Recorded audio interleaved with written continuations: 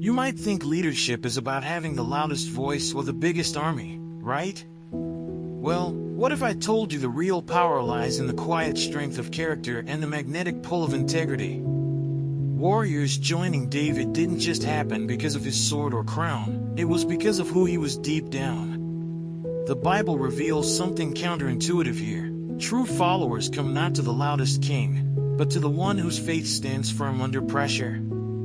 And the best part? This story holds a secret to how you can inspire loyalty and unity in your own life, even when the odds are stacked against you. Ready to dive into 1 Chronicles 12 and uncover this timeless truth? Then, let's read the chapter together. These were the men who came to David at Ziklag, while he was banished from the presence of Saul son of Kish. They were among the warriors who helped him in battle. They were armed with bows and were able to shoot arrows or to sling stones right-handed or left-handed. They were relatives of Saul from the tribe of Benjamin. Ahiezer their chief and Joash the sons of Shammah the Gibeathite, Jeziel and Pelet the sons of Asmaveth, Barakah, Jehu the Anathothite, and Ishmael the Gibeonite, a mighty warrior among the 30. Who was a leader of the 30? Jeremiah, Jahaziel, Johanan, Jozabad the Gederathite, Eluzai, Jerimoth, Bealiah, Shemariah, and Shephatiah the Haraphite, Elkanah, Ishiah, Azarel, Jozer, and Jashabim the Korahites, and Joelah and Zebadiah the sons of Jeraham from Geder. Some Gadites defected to David at his stronghold in the wilderness. They were brave warriors, ready for battle and able to handle the shield and spear. Their faces were the faces of lions, and they were as swift as gazelles in the mountains. Ezer was the chief, Obadiah the second in command, Eliab the third, Mishmannah the fourth, Jeremiah the fifth, Attai the sixth, Eliel the seventh, Johanan the eighth, Elzabad the ninth, Jeremiah the 10th and Machbanai the 11th. These Gadites were army commanders. The least was a match for 100, and the greatest for 1,000. It was they who crossed the Jordan in the first month when it was overflowing all its banks, and they put to flight everyone living in the valleys, to the east and to the west. Other Benjamites and some men from Judah also came to David in his stronghold. David went out to meet them and said to them, "If you have come to me in peace to help me, I am ready for you to join me. But if you have come to betray me to my enemies when my hands are free from violence, may the God of our ancestors see it and judge you." Then the Spirit came on Amasai, chief of the 30, and he said, "We are yours, David. We are with you, son of Jesse. Success, success to you, and success to those who help you, for your God will help you." So David received them and made them leaders of his raiding bands. Some of the tribe of Manasseh defected to David when he went with the Philistines to fight against Saul. He and his men did not help the Philistines because, after consultation, their rulers sent him away. They said, "It will cost us our heads if he deserts to his master Saul." When David went to Ziklag, these were the men of Manasseh who defected to him: Adnah, Jozabad, Jeiel, Michael, Jozabad, Elihu, and Zilithai, leaders of units of 1,000 in Manasseh. They helped David against raiding bands, for all of them were brave warriors, and they were commanders in his army. Day after day men came to help David, until he had a great army, like the army of God.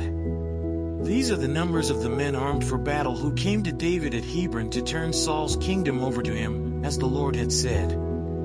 From Judah, carrying shield and spear, 6,800 armed for battle. From Simeon, warriors ready for battle, 7,100. From Levi, 4,600, including Jehoiada, leader of the family of Aaron, with 3,700 men, and Zadok, a brave young warrior, with 22 officers from his family. From Benjamin, Saul's tribe, 3,000, most of whom had remained loyal to Saul's house until then. From Ephraim, brave warriors, famous in their own clans, 20,800.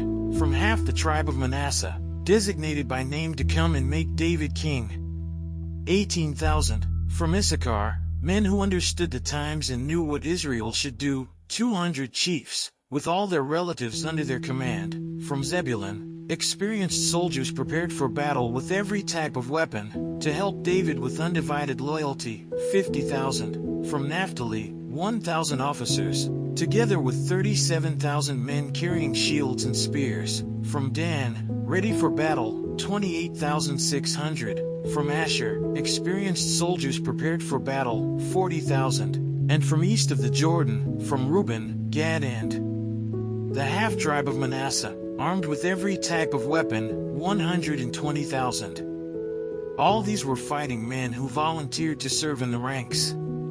They came to Hebron fully determined to make David king over all Israel. All the rest of the Israelites were also of one mind to make David king. The men spent 3 days there with David, eating and drinking, for their families had supplied provisions for them. Also, their neighbors from as far away as Issachar, Zebulun, and Naphtali came bringing food on donkeys, camels, mules, and oxen. There were plentiful supplies of flour, fig cakes, raisin cakes, wine, olive oil, cattle, and sheep, for there was joy in Israel. Let's say a quick prayer to thank the Lord for His mercy. Hey God, thanks so much for this time together and for opening our eyes through your word in 1 Chronicles 12. It's amazing how you show us that true strength comes from character and faith, not just power or numbers. Help us live out what we've learned, to lead with integrity, stand firm when things get tough, and draw others closer to you. Please guide our steps every day so this knowledge doesn't just stay in our heads but shines through our actions. We trust you to keep working in us. Amen. Now that you've seen how mighty warriors rallied around David, ask yourself, what kind of leader are you showing up as in your own life? Are you inspiring loyalty through character, or just hoping for it by chance? Think about the tribes in 1 Chronicles 12. They followed because David's integrity spoke louder than his enemies' threats. So, how will you let your faith and actions draw others today? Will you be the person who stands firm when it counts, or someone who fades when things get tough? I challenge you to put these lessons into practice, read those Bible chapters, reflect on your own tribes, and watch how your influence grows. If this message sparked something in you, don't forget to subscribe and hit the notification bell so you won't miss what's coming next. Let's keep growing together. And, as always, don't forget to check the last video and learn more about the scriptures.